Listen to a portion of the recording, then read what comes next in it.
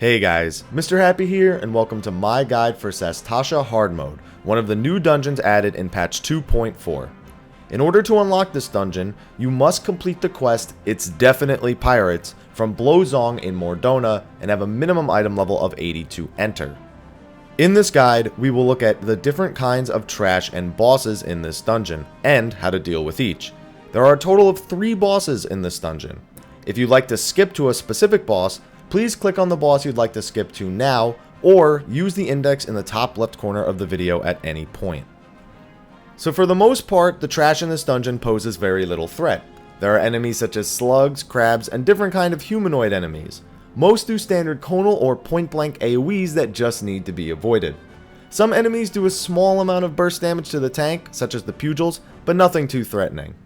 Clear the first few packs of trash and pull the drainage pump when you get to it to open up the path below. This puts you at the first boss, Karlabos.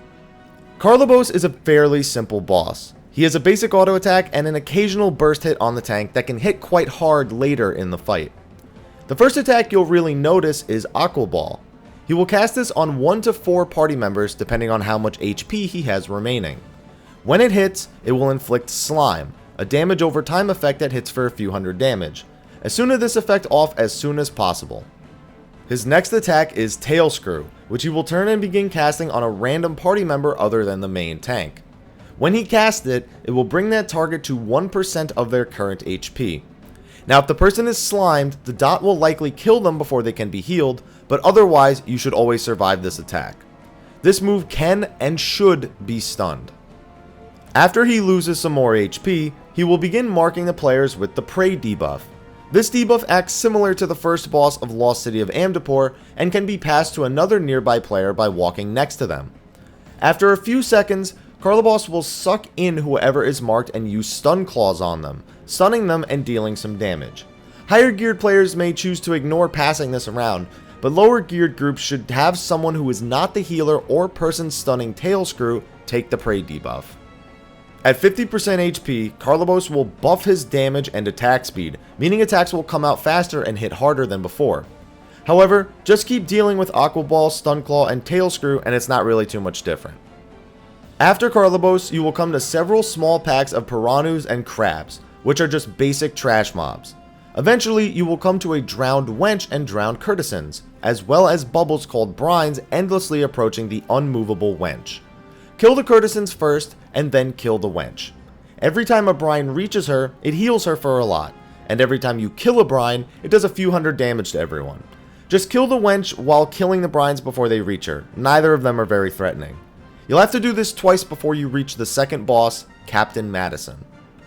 This fight starts with a few adds that you can just kill very quickly before focusing on the boss. After they're dead, the Captain has very few attacks. He will occasionally use an AoE knockback stun around him, but it seems very inconsistent. He seems to only use it when too many people are in melee range. The attack he does most of the time is Keelhaul, where he charges a player before knocking them back. He immediately follows up with the buff In the Line of Fire, which will cause him to take out his pistol. He will then mark another random player and begin shooting them endlessly until enough damage is dealt to the captain to cause him to stop. For each shot he takes, he will begin dealing more and more damage, up to 16 stacks where each shot deals several thousand damage. Just DPS him whenever he charges someone and he should only get around 3 or 4 shots off. As the fight goes on, more adds will spawn. The first set that spawns you can kill like the ones you did at the start. The second set that spawns around 35% will have a Captain Slave in it, which will bind one of your party members. Madison will still continue using his Keelhaul plus pistol combo while this second set of adds are up, so free the bound person and then just continue killing the boss. Eventually, he will spawn a ton of adds and run away. Slaves will bind everyone, so just kill the slaves first and then AoE down all the remaining adds and the fight will end. After this, you come to more humanoid-like trash mobs. Just kill a few packs until the first mate comes after you.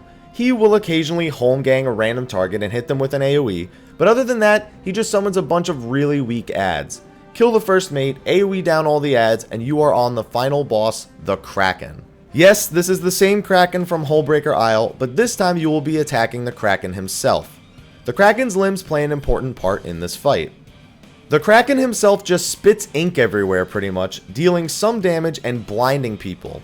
It's not too threatening, but the blind can cause you to take too long killing his arms or just prolong the fight in general. He also has an attack, Stranger Tides, which I will explain more when we talk about his arms. The Kraken's tentacles will act as the Kraken's primary means of attacking the main tank. They will constantly spit at whoever has the highest threat on the Kraken, so the tank will take most of the damage from these. They will also occasionally grab random party members that are near them and throw them in front of the Kraken, getting them hit by his conal ink attack. You can ignore DPSing these for the entire fight. The arms are the primary mechanic of the fight. They will mostly just flail around and attack people. However, if there are any arms alive when the Kraken uses Stranger Tides, they will create tornadoes that deal massive AoE damage to the raid. So whenever the Kraken summons his arms and tentacles, ignore the tentacles, kill the arms, then go back to DPSing the Kraken himself. Repeat this over and over until the boss dies. Occasionally throughout the fight, the Kraken will just summon 6 arms and no tentacles. Since the tentacles aren't there to attack the tank, the arms just go crazy for about 20 seconds before retreating. They will wallop and clear out people constantly, knocking them around the arena. You don't need to kill all of the arms here. Just survive the barrage of attacks until they retreat and he summons some tentacles and arms again. And that is all for my guide to Sastasha hard mode. The chest from the last boss can also contain the tight-beaked parrot minion, so good luck on that. If you enjoyed this guide, be sure to like, favorite, subscribe, and share for more Final Fantasy XIV information, guides, whatever, and be sure to check out the rest of my channel as well. But anyway guys, thank you for watching, and until next time, take care.